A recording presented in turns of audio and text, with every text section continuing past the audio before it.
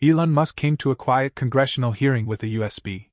Within minutes, he exposed a laundering scheme so deep, it rewrote how campaigns are policed, and who gets indicted next. The hearing didn't start with tension. It was midweek, mid-month, and largely mid-priority, a congressional oversight review on infrastructure. Scheduled after a telecom update, before lunch. The committee room wasn't full. It rarely was for hearings like this. A few industry reps, junior staffers. Some C-SPAN interns. Elon Musk took his seat quietly, wearing a gray suit with no logo. Not his usual style. But this wasn't a usual visit. He wasn't here to dazzle, or to debate broadband access. He hadn't even brought slides. What he brought sat in a plain manila folder and a dark plastic USB. Representative Jasmine Crockett was there too, seated 4 chairs down the dais. Her posture unreadable. Her presence procedural. At least, that's what most thought. The chair called the session to order. Statements were read into the record. A minor back and forth about EV subsidies followed. Crockett asked a question about lithium access. Musk answered it in under 12 words. The kind of answer that sounds pre-cleared. And then, without warning, Musk leaned into the mic. "I have something to play today that none of you are expecting," he said.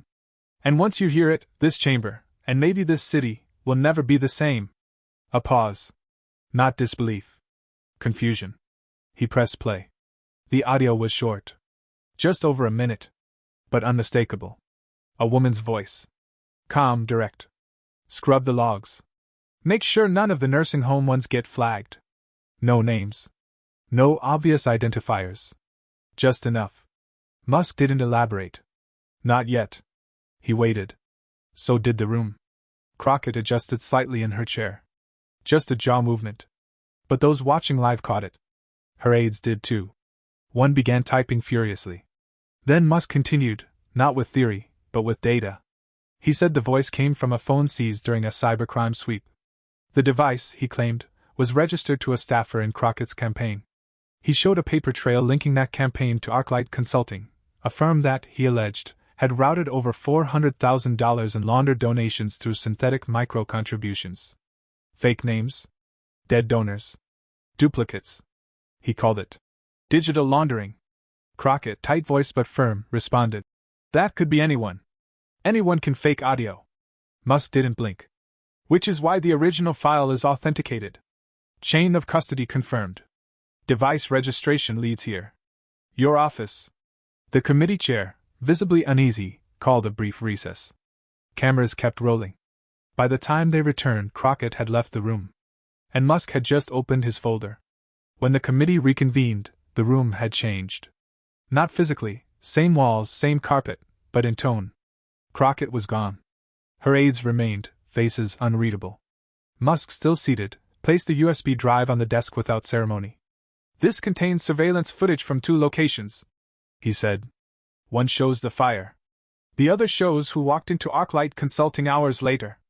The staffer handling AV took the drive. Lights dimmed. The video began. First, a grainy clip from rural Virginia. A hooded figure crouching near a Tesla supercharger. A pause. Then the figure placed something metallic beneath the unit and walked away. Minutes later, an explosion. Flames. Next, a camera feed from a Maryland office building. Same person, same hoodie. Entering a glass door with ArcLight Consulting stenciled across it. No soundtrack. No commentary. Just timestamps. Presence. The chair asked Musk a direct question. "Are you saying ArcLight served as a front for illicit contributions to this campaign?" "I'm not saying," Musk replied. "I'm submitting." Then came the envelope. Unmarked, sealed. He didn't open it. He waited. Eventually, the chair signaled for a staffer. Inside was a metadata certification, a full digital trail linking the audio file to a device registered to Crockett's office. It even listed a user, TM Rivera, staff command. Someone on the panel muttered, "TM could be anything." Musk pointed. "Scroll to the device registration." The chair read it aloud. "Assigned user, Jasmine Crockett, TX30. That was the pivot. Not implication, documentation. Not a theory, proof of location, timestamp, authorship. A voice, now legally traceable." Moments later, a DOJ liaison entered the chamber.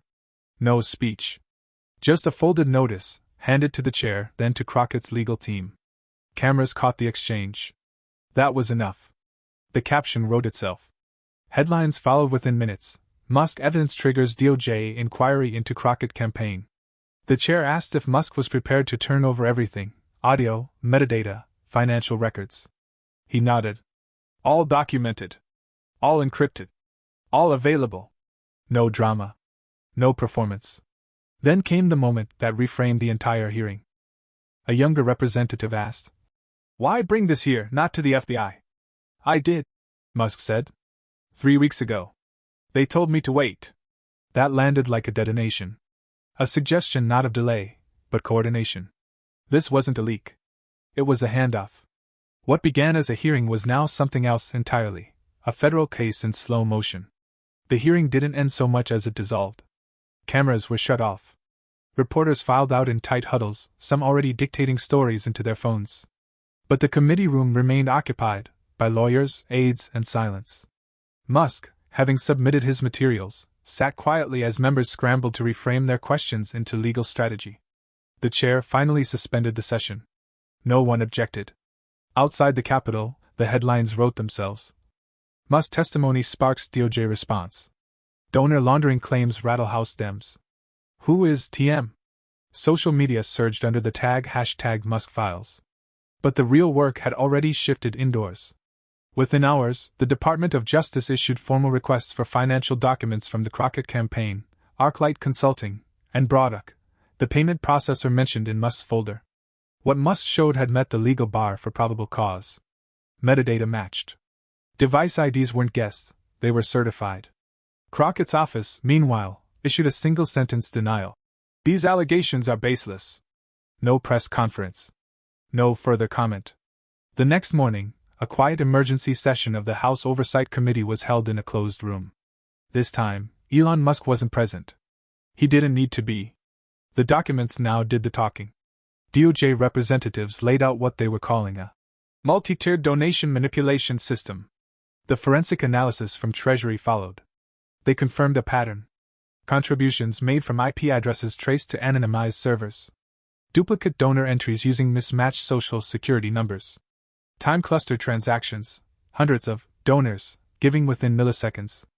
At least one expense paid using funds tied to those names. The legal terminology was careful. The tone was not. Then came the confirmation: a grand jury had been impaneled. Subpoenas were already in motion. The DOJ handed the chair a sealed envelope. Inside was a letter, confirmation of a formal criminal referral naming Representative Jasmine Crockett as the primary subject. No one clapped. No one flinched. It wasn't political anymore. What began as Musk's hearing was now the Justice Department's case. Back in Crockett's home district, her team struggled to contain the collapse. Aides avoided cameras. Fundraising pages went dark. Her campaign treasurer resigned. And still, Musk said nothing. No tweets. No interviews. Not a word. 3 days after the hearing, the story jumped from legal channels into something harder to manage: narrative. A local reporter in Texas received an anonymous tip, just one screenshot, no explanation. The image showed an internal campaign draft from Crockett's team, dated precisely 3 days before the Tesla fire. Subject: Q3 reconciliation, distraction event? One line followed. Whatever we do, it needs to keep eyes off the numbers for another week. Run it if it's clean. TM will confirm. The reporter hesitated. He'd covered State House scandals before, but this was different. He forwarded the headers to a tech analyst who confirmed what DOJ sources would later corroborate. The email was real. It came from Crockett's internal system. And TM was already a known name. When the story broke, it didn't trend. It detonated. Houston Chronicle. Email links Crockett campaign to pre-fire strategy.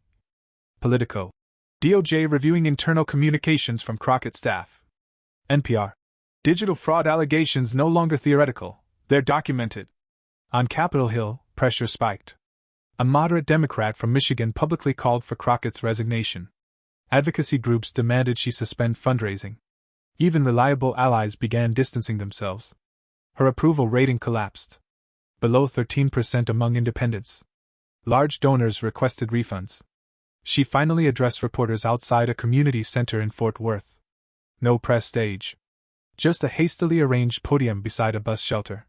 "These attacks are politically motivated," she said. "I've spent my life fighting for working families. I will not be intimidated by billionaires playing prosecutor." But she didn't take questions. That silence played badly on TV. It replayed for 48 hours. On news loops. On social media. On late-night shows. And then the next shoe dropped. The Department of Justice filed charges. Conspiracy to commit wire fraud. Falsification of campaign records. Obstruction of justice.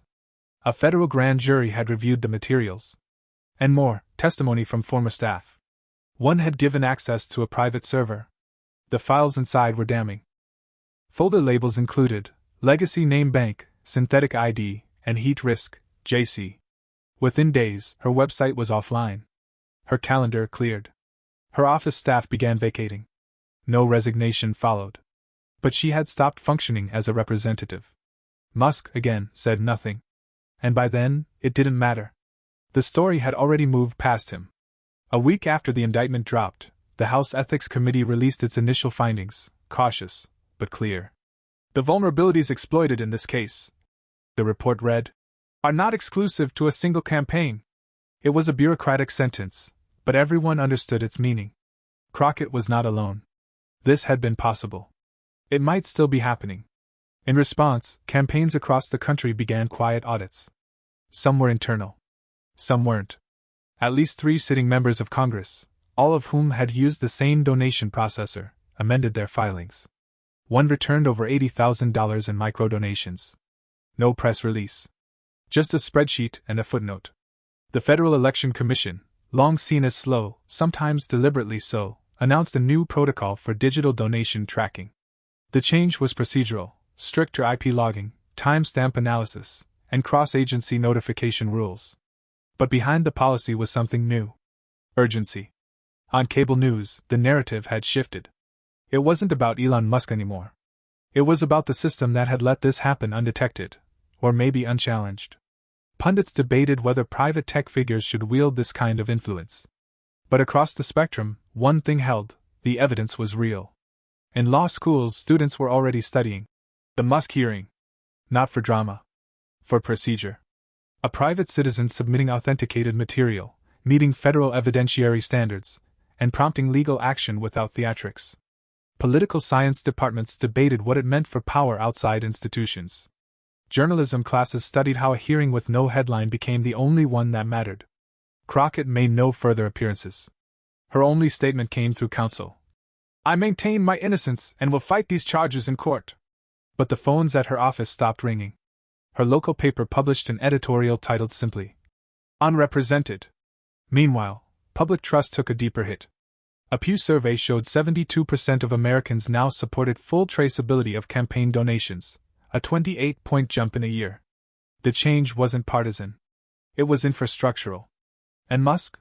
He reappeared just once. At a product demo. When asked about the investigation, he didn't smile. He said, "Truth has its own momentum. Once it starts rolling, you just have to get out of the way." Then he left the stage.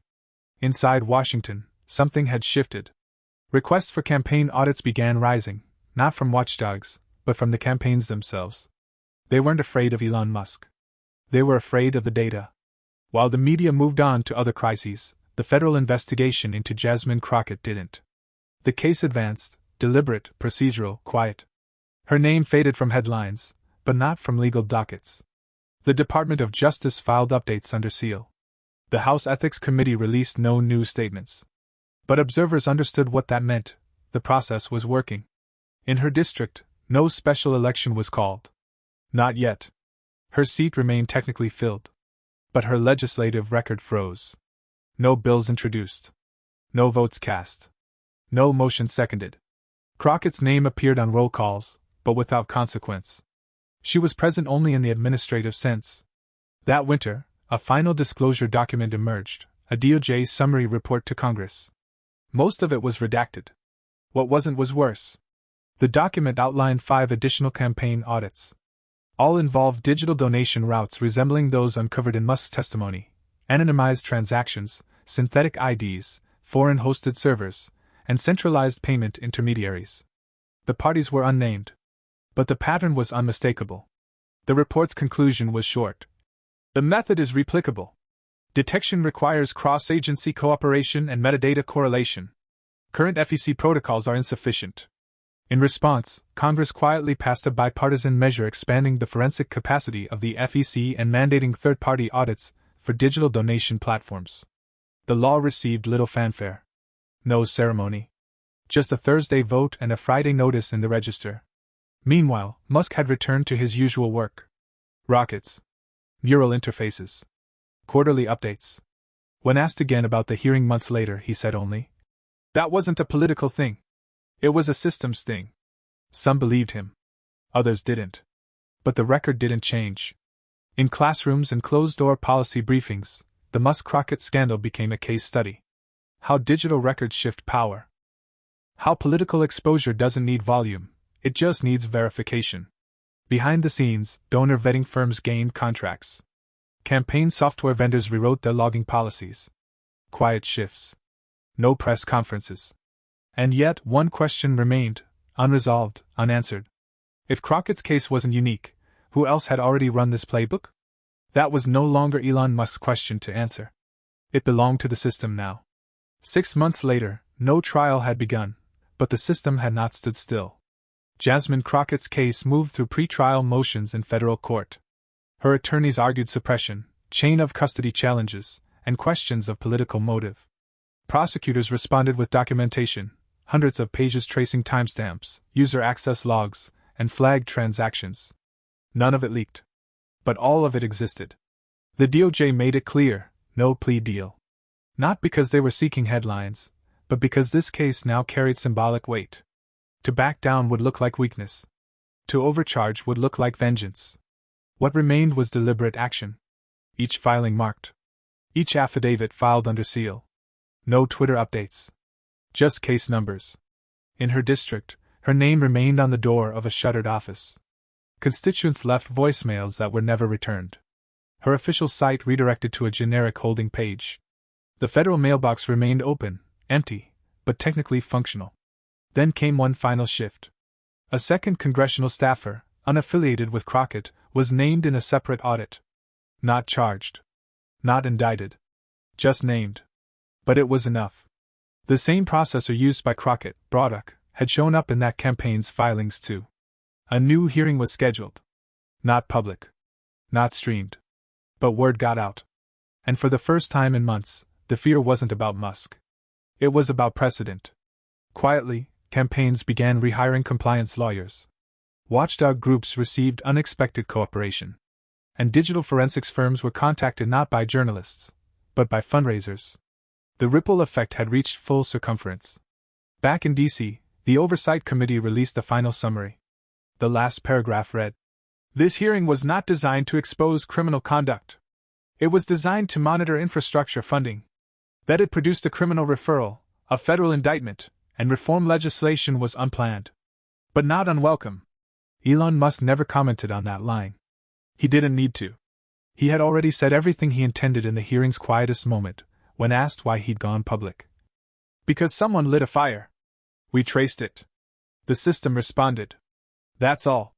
But that wasn't all. Because even months later, in state houses and strategy meetings, people still referenced it. Not as spectacle. As warning. As proof. That even the most engineered narratives can be undone, not by opinion, but by metadata. And that in Washington, the most dangerous scandals aren't the ones shouted across news cycles. They're the ones that sit quietly in filings, waiting to be read. Waiting to be traced. Waiting for someone not to look away.